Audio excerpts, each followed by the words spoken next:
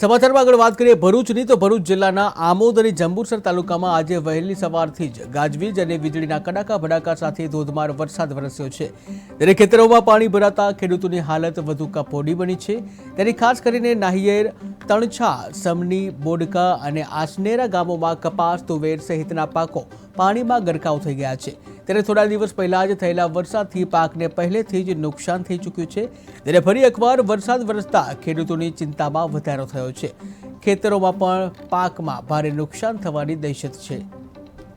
તાલુકામાં ફરી એકવાર ધોધમાર વરસાદ વરસતા સમગ્ર જે ખેતરો છે આમોદ તાલુકાના જે ફરી એકવાર જળબંબાકાર થયા છે। આપણે જોઈએ છે કે આ જે કપાસનો પાક છે તે સમગ્ર આજે પાણીની અંદર ગરકાવ થઈ ગયો છે। જે ચારે બાજુ આ જે તળાવ ભરાયા હોય અને જાણે ખેતરો બેટમાં ફેરવાયા હોય તેવા દ્રશ્યો અહીંયા આગળ જોવા મળી રહ્યા છે। આજે વહેલી સવારથી આમોદ શહેર અને તાલુકામાં ધોધમાર વરસાદ વરસતા સમગ્ર ખેતરો અને નગરની અંદર જળબંબાકાર જેવી સ્થિતિ સર્જાઈ હતી।